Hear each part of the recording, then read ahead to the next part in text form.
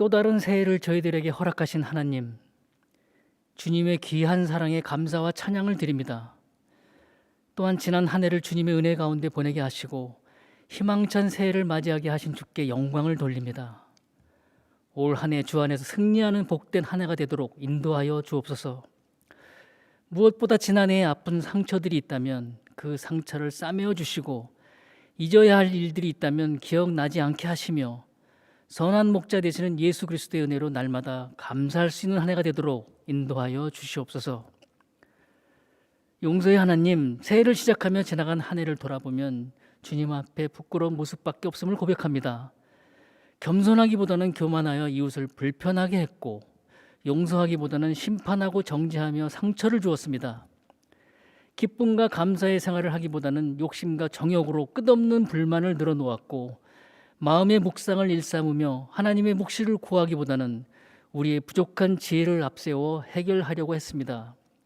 이 모든 잘못을 용서하여 주옵시고, 새해는 더욱더 바른 생각과 바른 믿음 생활이 이루어질 수 있도록 인도하여 주시옵소서. 복 주시기를 원하시는 하나님, 한 해를 기도로 시작하기 위해 이 새벽에 저희들 주님 앞에 무릎을 꿇고 머리를 숙였습니다. 이 시간 말씀과 기도를 통해 저희들의 교만과 아집이 깨어질 수 있도록 인도하여 주옵소서. 특별히 겸손하고 신중하며 순종의 믿음으로 하나님의 부르심을 받아 숫자는 적지만 인간의 책략과 전술이 아닌 오직 하나님의 방법으로 승리한 기드온처럼 영적 전쟁에서 승리하는 저희 모두가 되게 하여 주시옵소서. 또한 저희들의 믿음이 한 단계 성장하는 한 해가 되길 원합니다. 그동안의 불신앙이 확신으로 바뀌게 하시고 주를 향한 불붙는 마음들이 일어나도록 인도하여 주옵소서. 코로나를 비롯한 갖가지 세상의 어려움들을 잘 이겨나갈 수 있는 힘과 용기를 주시고, 세상 가운데 주를 증거할 수 있는 십자가의 군병으로 세워지도록 이끌어 주시옵소서. 시험이 우리의 앞을 가로막지 않게 하시며 주 성령께서 친히 도우사 승리하는 삶으로 인도하여 주옵소서. 물질의 문제가 저희들 믿음의 발목을 잡지 않게 하시고, 건강의 문제가 저희들 봉사의 손길을 멈추지 않도록 주장하여 주옵소서. 더욱더 주의 거룩을 닮아가는 복된 삶을 살아가도록 인도하여 주옵시고, 저희들의 영과 육을 맡아 주관하여 주옵소서. 무엇보다 저희 모두의 영혼이 늘 그리스도의 빛으로 충만하게 하셔서 죄와 어둠이 없는 깨끗한 영혼이 되도록 축복하여 주시옵소서. 구원의 하나님, 이 새벽 사랑하는 성도들의 기도의 불길이 꺼지지 않게 하여 주옵소서. 개인적인 문제로, 가정의 문제로, 신앙의 문제로 고민하여 아뢰는 그들의 기도를 주님께서 들어 응답하여 주옵시고 축복하여 주시옵소서.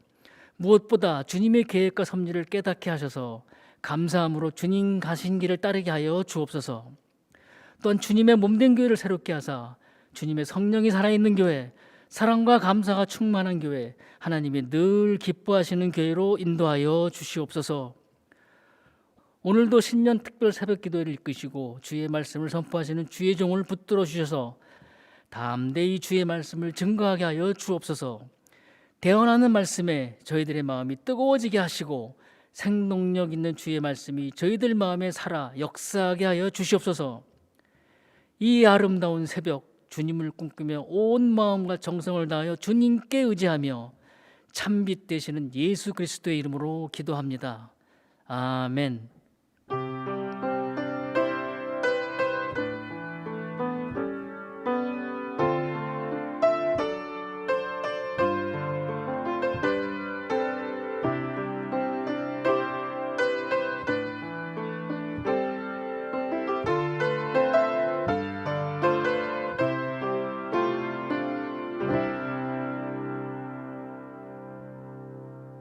오늘 우리에게 주시는 하나님의 말씀은 사사기 7장 19절부터 20절까지의 말씀입니다.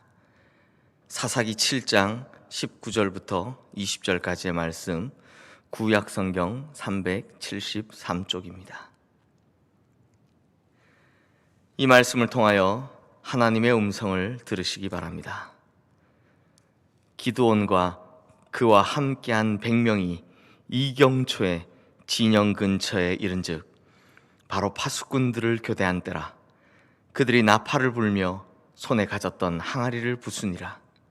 세대가 나팔을 불며 항아리를 부수고 왼손에 횃불을 들고 오른손에 나팔을 들어 불며 외쳐 이르되 여호와와 기드온의 칼이다 하고. 아멘. 사랑하는 성도님들, 드디어 오늘이 큰 용사여 여호와께서 너와 함께 계시도다 라는 주제로 열린 2021년 신년 특별 새벽 기도회의 마지막 날입니다. 이번엔 비록 어쩔 수 없이 온라인으로 진행되었지만 새벽 시간에 맞춰서 일어나시고 또 예배를 드리시고 실시간 채팅으로 글도 남겨주시고 그리고 개인적으로 격려의 글도 남겨주시는 등 이렇게 마치 특별 새벽 기도에 실제로 참여하신 것처럼 해주신 우리 모든 성도님들께 감사의 말씀을 드립니다.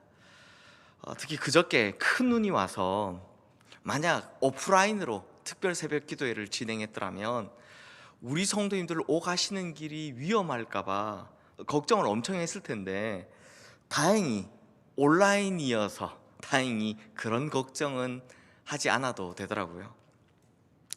또 이 영상을 잘 만들어서 제대로 송출될 수 있도록 많이 노력하고 애써주신 우리 목회자들에게도 감사의 말씀을 올립니다. 무엇보다도 우리에게 큰 은혜와 삶을 지탱할 수 있는 깨달음을 허락하신 우리 하나님께 무엇보다 감사를 드립니다. 제 개인적으로도 이번 특별 새벽 기도회가 참 오랫동안 기억에 남을 것 같습니다. 가장 기억에 남는 것, 우선 본당이 너무 추웠다. 이것이 제일 많이 기억에 날 것 같습니다. 우리 성도님들 오실 때는 미리 난방을 켜서 이걸 좀 따뜻하게 해놓지만 지금은 저 혼자서 설교를 하니 이 큰 본당에 난방을 켜면 그야말로 엄청난 낭비잖아요. 그래서 그냥 추운 상태 그냥 이대로 설교를 하는데 이게 얼마나 추운가 하면요, 설교 중에 입이 얼어서 발음이 잘 안 나오는 것은 기본이고요, 정말 추워가지고 온몸이 들들들 떨리고 다리가 후들후들 떨리는, 지금도 좀 그런데요, 그런 적도 많았고, 특히 제일 추운 건 이 강단에 손을 대고 있으면 손이 빨갛게 될 때까지 어는 겁니다. 그래서 이번 특별 새벽기도 영상 보시면 제가 손을 좀 많이 움직이는 걸 보실 수 있습니다. 너무 추워가지고 대고 있기가 힘들어가지고 그렇게 했습니다. 게다가 이번에는 좀 컴퓨터가 좀 문제가 생겨서요, 지난번도 그렇고 지금도 사실은 설교 거의 다 녹화했다가 컴퓨터가 중간에 다운되는 바람에 다 날아가고 두 번째 다시 녹화하는 중입니다. 그래서 이게 참 컴퓨터가 속을 썩여서 많이 이제 걱정을 했던 생각도 많이 날 것 같습니다. 그래도 뭐 이건 몸이 힘든 거니까 견딜만 한데, 성탄절부터 시작해서 매일 묵상 창세기 편 마무리까지, 그리고 송구영신 예배, 그리고 특별 새벽 기도회까지 설교, 또 설교, 또 설교. 그러니까 이게 어떤 생각이 드냐면요, 제가 이런 생각이 들더라고요. 내가 마치 착즙기에 꽂혀있는 과일 같다, 이런 생각이 들더라고요. 그냥 매일같이 막 설교를 짜내야 되는데 그냥 누르면 설교가 나와야 되는 거예요. 원래 제가요 참 실력이 부족한 목사라서 노력을 많이 하지 않으면 안 되는 목사거든요. 시간을 많이 투자해야 되는 목사거든요. 그러다 보니 스트레스가 참 어마어마하더라고요. 그래서 이제 어제부터는 두통이 심하게 와서 지금 약을 먹고 설교를 계속하고 있는 중입니다. 작년 특세 마지막 날에는 몸살 감기에 걸려서 응급실에 2번이나 실려갔는데, 그러고 보면 참 스트레스가 심한 것 같긴 합니다. 하지만 저도 이번 특별 새벽 기도의 설교를 쓰면서 참 많이 은혜를 받았고 참 많이 깨달았던 시간이라 굉장히 이 일주일간 굉장히 은혜 충만했던 시간을 보냈습니다. 설교를 쓰면서 어느 대목에서는요 혼자 막 감동해서 짠하기도 하고요, 또 어느 대목에서는 저도 막 찔려서 아이고 하나님이라고 하면서 막 죄송한 마음에 기도가 나오기도 하고요, 또 어느 대목에선 저도 막 힘이 나고 신이 나서 그렇게 썼습니다. 그래서 전체적으로 보면 이게 힘들었다기보다는 참 즐겁고 감사했던 시간이었던 것 같습니다. 우리 성도님들에게도 이렇게 힘이 나고 즐겁고 감사했던 시간이기를 바라면서 이번에 깨달으셨던 것들, 또 느끼셨던 것들, 받은 은혜들, 그 은혜가 우리 성도님들의 앞으로의 삶 전체를 지탱하는 주춧돌이 되기를 주님의 이름으로 축원합니다. 원래 이 소감 같은 거 길게 하면 안 되는데 그런 줄 알면서도 이 마지막까지 잘 왔다라는 생각에 너무 좋아서 그죠? 주저리 한번 이야기를 해보았습니다. 잘 이해해 주시고요. 그리고 기도원 설교가 내일 주일까지 이어지는데요. 원래 순서대로라면 어제 우리가 기도원에게 모인 군사의 숫자가 32,000명이었는데 두려움이라는 1차 검증을 통해서 22,000명이 돌아가고 1만 명만 남은 내용을 했으니 오늘은 이제 2차 검증을 통해서 300명까지 줄어드는 이야기를 해야 되는데요. 요 순서를 바꿔서 이 이야기는 내일 주일 설교에서 다루고요. 오늘은 기드온이 실제로 전투에 들어가는 장면으로 넘어가 보도록 하겠습니다. 성도님들, 전쟁의 승패를 좌우하는 요인들 중에서 가장 중요한 것 하나는 바로 무기체계입니다.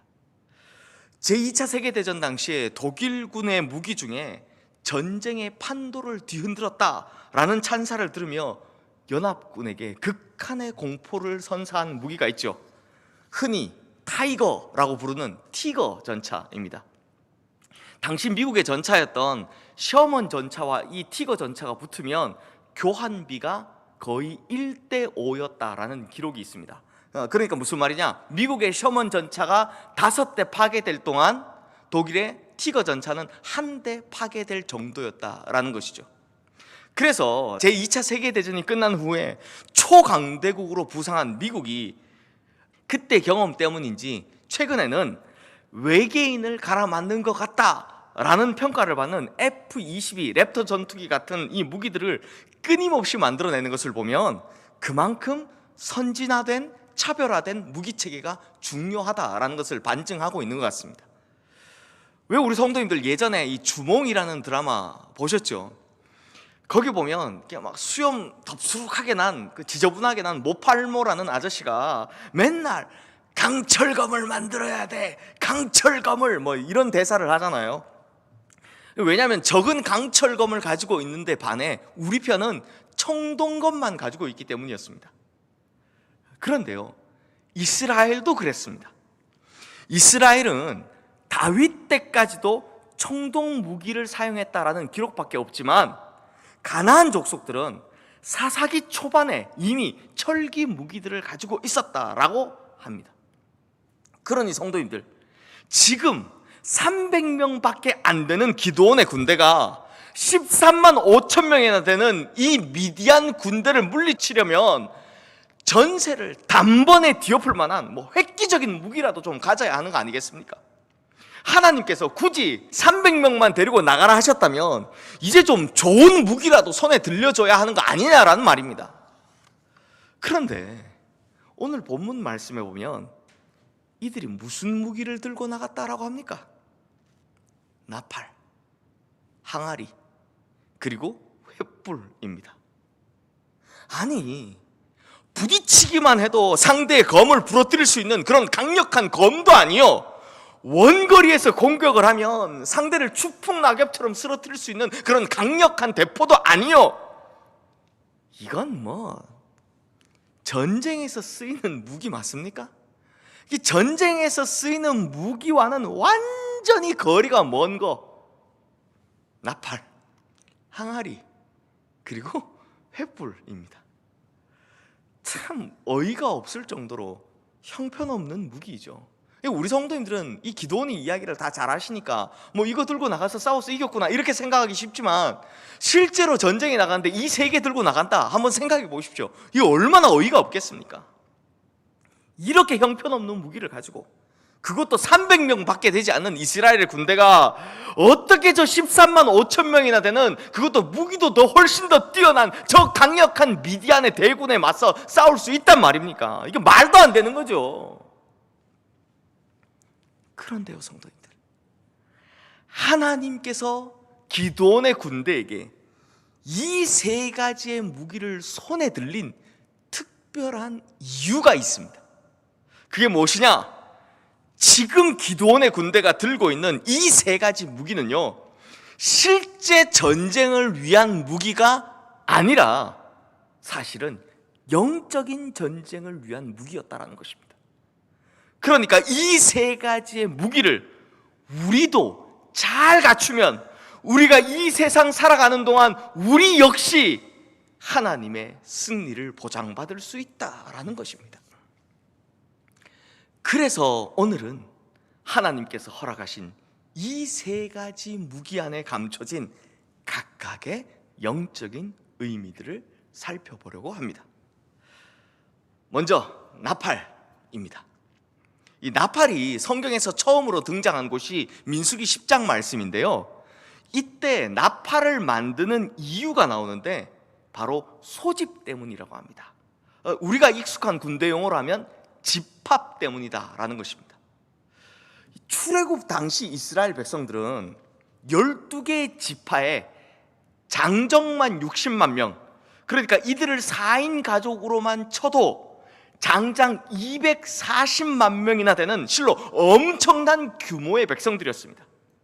그러니 이렇게 사람이 많은 데다 하필 그들이 걷는 이 광야는요, 뻥 뚫린 평지가 아니라 많은 돌산들이 막 가로막고 있는 그런 지형이기 때문에 12지파로 나눠서 이동을 하다 보면 서로 간에 볼 수 없을 때가 훨씬 더 많았습니다. 그런데 만약 이렇게 이동하는 중에 어느 한쪽에서 적이 기습이라도 해오면 그때는 어떻게 되겠습니까? 통신체계가 없다면 한쪽에서는 막 전투를 치르고 있고 다른 한쪽에서는 이런 사단이 난지도 모른 채 계속 앞으로 이동하고 있겠죠. 그래서 이럴 때를 대비해 전체 이스라엘 백성들을 소집하기 위해, 전체 군대를 소집하기에 용이하도록 불리는 나팔의 개수가 1개냐 2개냐, 그리고 부는 소리의 길이가 기냐 짧으냐, 이런 것들을 통해 통신체계, 즉 신호체계를 확립한 소위 나팔 언약이라는 것을 만들었습니다. 그런데 성도님들, 성경에 보면 나팔이 또 다른 곳에 쓰인 적이 있습니다. 그것이 언제냐? 이번에는 사람이 부는 나팔이 아닙니다. 바로 하나님의 임재가 있을 때, 하나님의 나타나심이 있을 때 들려오는 나팔 소리입니다. 출애굽기 20장 말씀에 보면 호렙산에서 10계명이 반포된 직후 우레와 번개와 함께 이 나팔 소리가 들렸다라고 합니다. 그러니까 10계명을 주시면서 이것은 진짜 하나님께서 반포하시는 계명이라는 것을 확실하게 각인시켜 주신 것이죠. 또 데살로니가 전서 4장 말씀에는 예수님께서 이 땅에 다시 오시는 날, 즉 재림하시는 날, 그때 호령과 천사장의 소리와 함께 하나님의 나팔 소리가 들린다라고 합니다. 즉 주님의 임재 때, 재림하실 때 들려오는 나팔 소리가 있다라는 것입니다. 그래서 우리가 찬송할 때 나팔 불 때 나의 이름, 나팔 불 때 나의 이름, 이렇게 부르는 것이 바로 이 말씀을 근거해서 부르는 찬송인 것입니다. 그러므로 정리하자면 이 나팔에는 2가지 용도가 있죠. 먼저는 하나님의 임재하심, 하나님의 나타내심을 드러내는 것이며, 또한 나타나신 그 하나님께서 깨어있는 자기 백성들을 불러 모을 때 이 나팔을 사용하시는 겁니다. 그래서 이 나팔은요, 항상 영적인 각성과 관련이 있는 것입니다. 그런데 성도님들, 참 안타깝게도 실제로 성경에 보면 광야에서 만든 이 나팔을 여호수아 시대 이후에, 정확히는 첫 번째 전투인 여리고성을 무너뜨린 이후에는 2번째 사사인 에훗이 군대를 소집하기 위해 분 것, 이 한 번을 제외하면 그 외에는 단 한 번도 나팔을 불었다라는 기록이 성경에는 없습니다. 그러니까 지금까지 여러 이웃 나라의 민족의 압제를 받으면서도 단 한 번도 나팔을 분 적이 없고, 또 하나님의 영적인 나팔에 귀를 기울이지도 않았다라는 것입니다. 그러므로 기드온 때 불린 이 나팔이 의미하는 것, 이것은 지금까지 하나님을 잊고 살았던 백성들, 지금까지 죄로 얼룩져 있었으나 회개하지 않았던, 회개를 잊어버렸던 백성들, 그렇게 영적인 침체기에 빠져서 허우적거리면서도 하나님을 찾지 않았던 백성들, 그들에게 이제 너희 영혼아, 더 이상 잠들어 있지 말고 깨어 일어나라 라고 하는 영적인 각성을 촉구하는 나팔이었던 것입니다. 이제 영적인 잠에서 깨어 일어나 너희와 함께 하시는 하나님을, 너희를 위해 싸우시고 역사하시는 그 하나님의 나타나심을 바라보라, 그 하나님을 보라라는 이 영적인 각성을 깨우는 나팔인 것입니다. 그러므로 우리 성도님들도 우리 영혼을 흔들어 깨워 일으키는 이 나팔 소리에 우리의 잠들었던 영혼들을 깨워 일으켜야 하는 것입니다. 그래서 이제 하나님의 나타나심을, 하나님의 역사하심을 보아야 한다는 것입니다.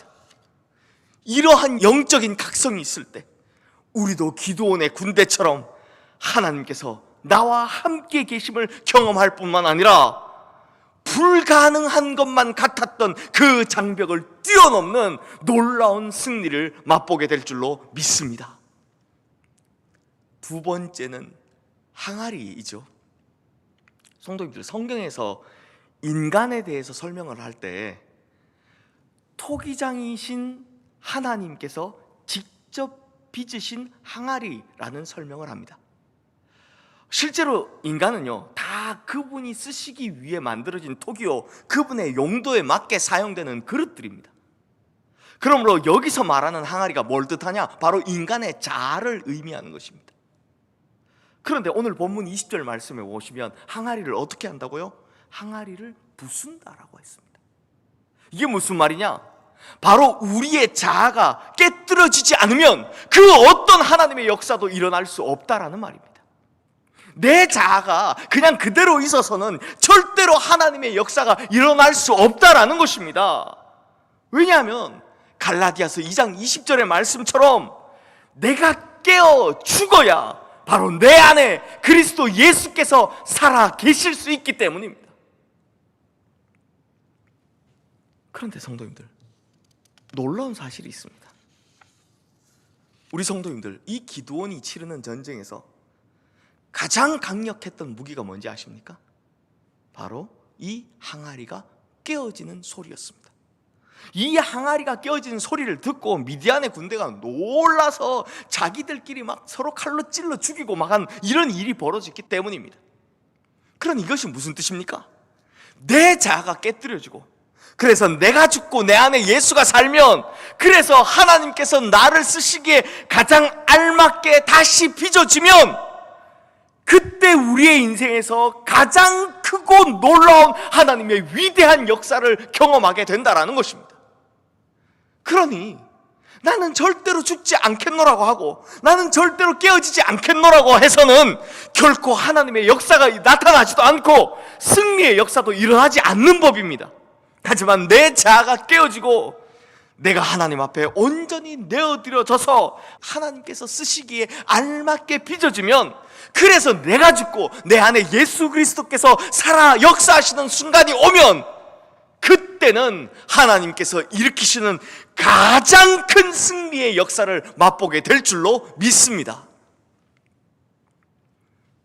그리고 마지막 무기가 무엇입니까? 바로 횃불입니다.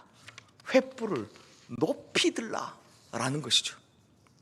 그런데 성도님들, 성경이 말하는 횃불, 등불 등등 이런 빛에 관한 것은 모두 어둠을 물리치기 위해서, 어둠을 쫓아내기 위해서 하나님께서 밝히신 불입니다. 그래서 하나님께서 천지를 창조하실 때도 첫째 날 가장 먼저 만드신 것이 바로 빛이었습니다. 그때도 하나님께서 빛이 있으라라고 하셔서 어둠을, 흑암을 물리치셨습니다. 흑암이 깊음 위에 있었다라고 할 정도로 짙었지만 빛이 비치는 순간, 하나님이 빛이 비치는 순간, 그렇게도 짙었던, 그렇게도 깊었던 그 모든 흑암들은 사라지고 하나님께서 통치하시는 세상, 빛으로 밝아지는 온 세상이 만들어졌다라는 것입니다. 또 요한복음 1장 말씀에서도 이 땅에 오신 예수님을 어둠 가운데 비치는 빛으로 설명을 하고 있습니다. 그러니 성도님들, 어둠은 사탄의 세력이고 악의 영역이지만 빛은 하나님의 권세이고 하나님의 영역입니다. 그러므로 횃불을 높이 드는 것, 횃불을 높이 든다는 것, 이것은 저 악한 세력들을 내가 하나님의 빛으로, 하나님의 권세로 다 물리치고 나가겠다라는 하나님의 군대, 거룩한 선전포고인 것입니다. 그리고 그 빛이 실제로 비칠 때 모든 어둠은 반드시 모두 다 물러가게 되는 것입니다. 그러므로 죄의 문제, 악한 영의 문제, 질병의 문제 등등 삶의 모든 문제들을 향해 하나님의 거룩한 빛을 높이 들고 나가면 지금까지 우리 내면에 가득 차 있던, 지금까지 우리의 인생을 둘러싸서 나를 괴롭히던 그 모든 어둠의 세력들이 그 하나님의 빛에, 우리가 높이 든 그 횃불에 다 쫓겨나고 물러가게 될 줄로 믿습니다. 사랑하는 성도님들, 오늘 살펴본 이 세 가지 무기, 이게 그냥 전쟁을 치르는 것으로 보면 정말 어설프고 쓸모없는 무기이지만 그 안에 담겨져 있는 영적인 의미들을 하나하나 되새겨보니 이게 오히려 정말 강력한 무기지 않습니까? 첫 번째, 하나님의 임재와 영적인 각성을 선포하는 나팔소리. 두 번째, 내 자아가 부서지며 하나님의 온전한 도구가 되므로 가장 크고 강력한 역사를 일으키는 항아리의 깨트림. 세 번째, 이 어둠과 제약된 세상을 밝혀나가기 위해 높이 쳐든 횃불. 그러므로 이제 이번 특별 새벽 기도를 통해 큰 은혜와 더불어 특별히 성령님께서 주시는 깨달음이라는 무기를 가지신 우리 성도님들은 이 험하고 어려운 세상 가운데서, 또 어둠이 짙게 낀 영적인 세계 가운데서 가장 강력한 능력을 가진 하나님께서 우리 손에 쥐어준 무기를 들고 나가 승리하시기를 주님의 이름으로 축원합니다. 특히 이번에 이 새벽 기도를 통해서 하나님께서 우리 손에 쥐어주신 은혜와 깨달음이라는 무기를 통해서 지금까지 우리가 해결하지 못했던 막힌 담은 허무시고, 지금까지 우리를 그렇게도 괴롭히던 우리 삶을 가로막았던 장벽들은 무너뜨리시어 삶의 모든 자리에서 승리를 쟁취하는, 그것도 큰 승리를 쟁취하는 우리 모든 성도님들 되시기를 주님의 이름으로 축원합니다. 기도하겠습니다. 하나님 아버지, 사람의 생각에는, 사람의 판단으로는 우리 손에 쥐어진 무기가 고작 나팔, 항아리, 횃불, 참 보잘것없어 보일 수도 있습니다. 사실 그래서 나에겐 왜 이것밖에 없냐고, 나는 왜 이런 것밖에 없냐고, 사실 항상 그렇게 불평하고 그래서 무기력하게 살아왔습니다. 하지만 이것이 하나님께서 내 손에 쥐어주신 무기라면 이제는 이것이 이 세상 어떤 권세보다 강력할 줄로 믿습니다. 어떤 악한 영의 세력보다 강력할 줄로 믿습니다. 그러므로 이번에 주님께서 주신 이 은혜와 깨달음을 가지고 다시 삶의 자리로, 삶의 현장으로 나아가오니 주님의 권세가 이 세상의 권세들을 이기는 것을 우리가 목도하게 하여 주시옵소서. 지금까지 우리가 해결하지 못했던 거대한 장벽들이 무너지고, 지금까지 우리가 해결하지 못했던 모든 문제들이 다 사라지고 없어지는 역사가 일어나게 하여 주시옵소서. 승리하고 또 승리하고 또 승리하게 하여 주시옵소서. 끝까지 승리하게 하여 주시옵소서. 우리의 모든 능력의 근원이시며 모든 것의 승리자 되신 우리 주 예수 그리스도 이름으로 기도드리옵나이다. 아멘.